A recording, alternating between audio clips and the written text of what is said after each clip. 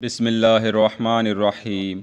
شہادت مولا حسین علیہ السلام ہو چکی تھی اور تاریخ میں ایک ایسے سیاہ باب کا اضافہ ہو چکا تھا جس کی سیاہی آج بھی عیاں ہے۔ خیموں میں باپردہ بیبیوں کے علاوہ 3 مرد اب بھی موجود تھے۔ ان میں ایک تو علی بن حسین علیہ السلام یعنی حضرت امام زین العابدین رضی اللہ عنہ تھے، اور دوسرے 2 مردوں میں عقبہ بن سمعان جو کہ جناب رباب بنت عمرہ القیس کا آزاد کردہ غلام تھا، اور جناب رباب سیدہ سکینہ بنت حسین رضی اللہ عنہ کی والدہ تھیں۔ ابن سعد نے اس سے پوچھا، تو کون ہے؟ اس نے کہا، میں ایک زر خرید غلام ہوں۔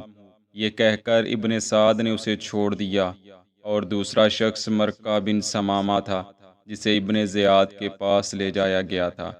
مرکہ بن سمامہ کو اس کے خاندان کے لوگوں نے دوران جنگ پناہ دے دی تھی، جسے بعد میں ابن زیاد نے چھوڑ دیا تھا۔ حمید بن مسلم کہتا ہے کہ میں علی بن حسین علیہ السلام کے پاس پہنچا تو دیکھا کہ وہ بیمار ہیں اور فرش پر لیٹے ہوئے ہیں۔ اسی اثناء میں شمر اپنے پیادوں کو لیے ہوئے خیموں میں آ پہنچا۔ اس نے جیسے ہی علی بن حسین کو دیکھا تو کہنے لگا، اسے بھی قتل کر دیا جائے۔ راوی کہتا ہے، میں نے کہا، سبحان اللہ، ہمیں یہ نہیں کرنا چاہیے، ایک تو یہ بچہ ہے اور دوسرا بیمار ہے۔ شمر ٹل گیا، پھر میں وہیں رکا رہا، اور جو کوئی بھی خیمہ کی طرف بڑھا میں نے اسے وہیں روک دیا۔ آخر میں ابن سعد آیا، مگر اس نے فوج کو ہدایت کی کہ دیکھو، عورتوں کے خیموں میں ہرگز کوئی نہ جائے، اور نہ ہی اس بیمار لڑکے کو کوئی ہاتھ لگائے، اور جن لوگوں نے یہاں سے جتنا سامان لوٹا ہے واپس کر دے۔ مگر خدا کی قسم کسی نے کوئی سامان واپس نہ کیا۔ تاہم علی بن حسین رضی اللہ عنہما نے مجھ سے کہا، اے شخص، تجھے جزائے خیر ملے، تیرے کہنے سے واللہ مجھ پر سے آفت ٹل گئی۔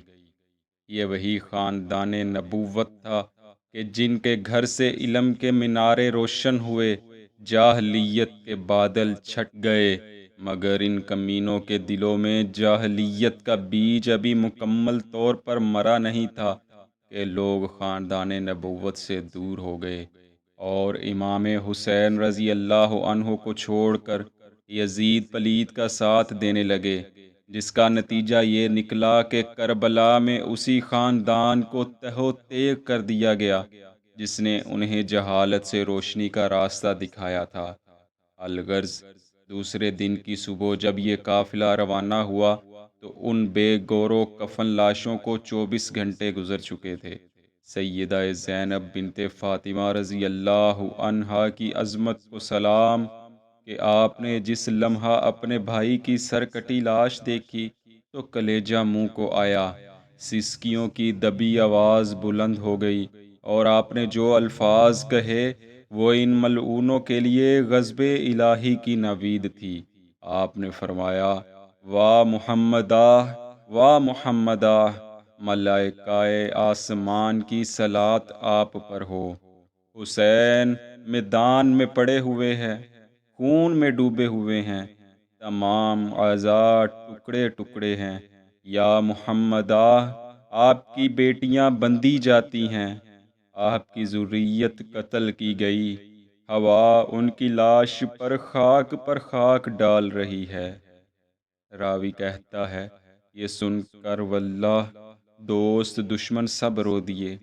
الغرض سر حسین رضی اللہ عنہ کے ساتھ ان کے اہل و عیال، ان کی بہنیں، سب کے سب ابن زیاد کے سامنے لائے گئے۔ اب اس لٹے پٹے قافلہ خاندان نبوت کی سالار سیدہ زینب سلام اللہ علیہا تھی۔ آپ نے ایک عام سا لباس پہنا ہوا تھا، کنیزیں آپ کو گھیرے ہوئے تھیں۔ جب ابن زیاد کے محل میں داخل ہوئیں تو بیٹھ گئیں۔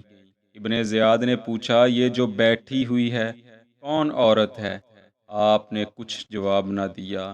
اس نے 3 دفعہ پوچھا، مگر آپ نے کوئی جواب نہ دیا۔ پھر آپ کی کسی کنیز نے ابن زیاد ملعون کو بتایا کہ یہ زینب بنت فاطمہ رضی اللہ عنہما ہیں۔ ابن زیاد نے کہا، شکر ہے خدا کا جس نے تم لوگوں کو رسوا کیا، قتل کیا، تمہاری کہانیوں کو جھوٹا کر دیا۔ پھر آپ علیہ السلام نے جواب دیا، شکر ہے خدا کا جس نے محمد صلی اللہ علیہ وسلم کے سبب سے ہم کو عزت دی، ہم کو طیب و طاہر کیا۔ جو تم نے کہا ایسا نہیں ہے، بلکہ رسوا وہ ہوتا ہے جو جھوٹا ہوتا ہے، جو فاسق و فاجر ہو۔ ابن زیاد نے کہا، تم نے دیکھ لیا تمہارے خاندان کے ساتھ خدا نے کیا سلوک کیا؟ آپ نے فرمایا، ان کے مقدر میں قتل ہونا تھا، وہ اپنی قتل گاہ کی طرف چلے آئے۔ اب تم بھی اور وہ لوگ بھی خدا کے سامنے جاؤ گے، وہیں تم لوگ اپنے اپنے نزاع و خصومت کو پیش کرو گے۔ ابن زیاد یہ جواب سن کر غضبناک ہو گیا۔ طبری فرماتے ہیں، عمرو بن حریث اس وقت وہاں تھا۔ وہ آگے بڑھا اور کہنے لگا، یہ ایک عورت ہے، اور عورت سے کس بات کا مواخذہ؟ اس کی باتوں کو نظر انداز کریں۔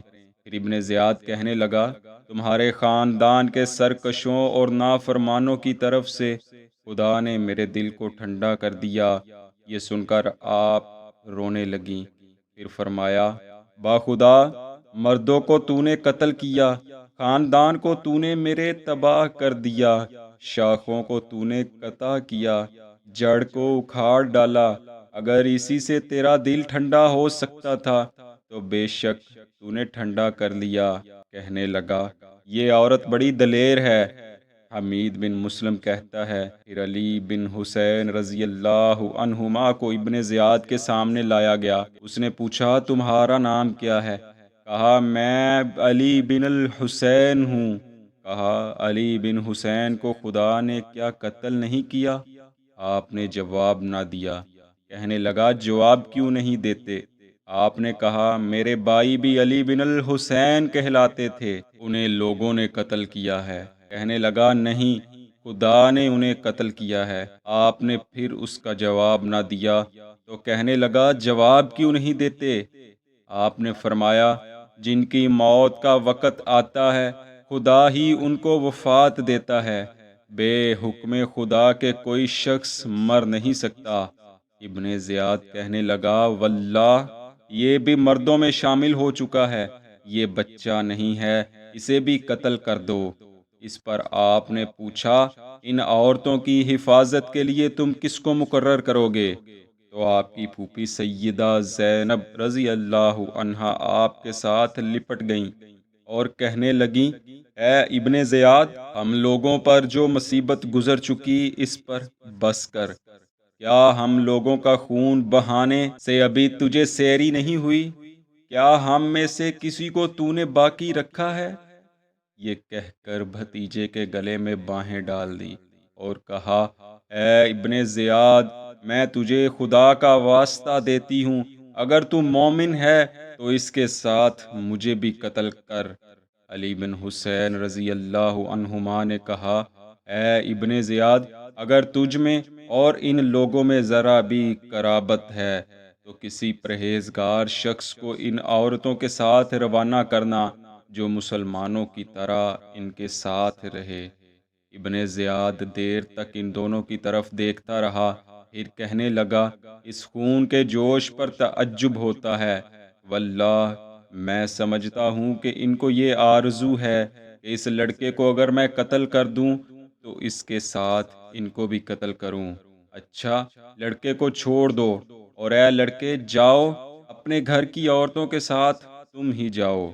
اس کے بعد ابن زیاد ملعون نے سر حسین رضی اللہ عنہ کو کوفہ شہر میں نصب کر دیا اور سارے شہر میں تشہیر کی گئی اور یزید ملعون کی طرف روانہ کر دیا گیا۔